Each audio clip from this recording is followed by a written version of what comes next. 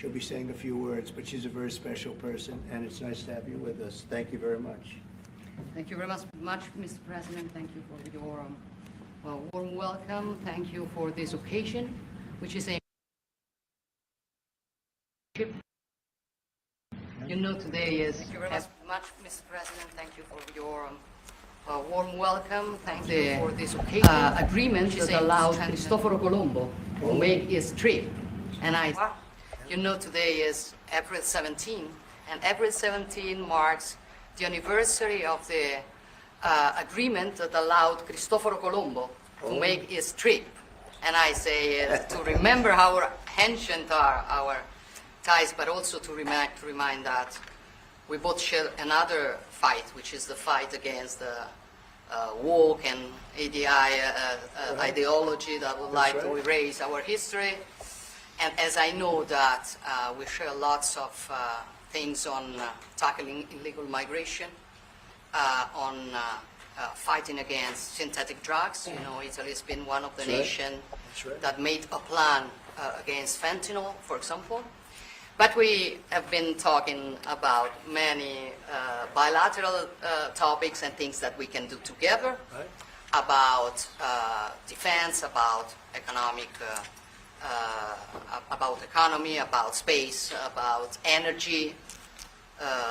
Italy will have to increase its LNG imports, and also nuclear that we are trying to develop. I think there can be ways to work together, and the Italian enterprises will invest, as they've been doing for many years, as you know, in the next years, I think around 10 billion.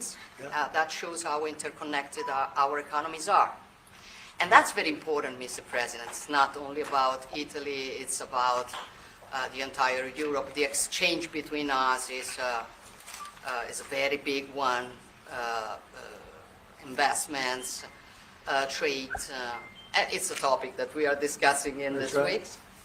But at the end of the day, look, somebody calls me, I was saying it before, such a Western nationalism. I don't know if it is the right word, but I know that when I speak about West, mainly I don't speak about a geographical space. I speak about a civilization. And I want to make that civilization stronger. So I think even if we have some problems, okay, between the two shores of the Atlantic, it is the time that we try to sit down and find solutions. So I want to thank President Trump for having accepted an invitation to pay an official visit to Rome in the near future, and consider the possibility in that occasion to meet also with Europe. The goal for me is to make the West great again. Okay? And I think we can do it together. We can. We will keep on work on that. I'm going to close. I want to say only, I'm proud of sitting here as Prime Minister of an Italy that today has a very good situation despite the difficulties, a stable country, reliable country, 1 million more jobs in the last 2 years and a half. Great. Inflation is going down, so you forgive me if I promote a bit my country, but you're a businessman and you understand me. So migration flows going down 60%.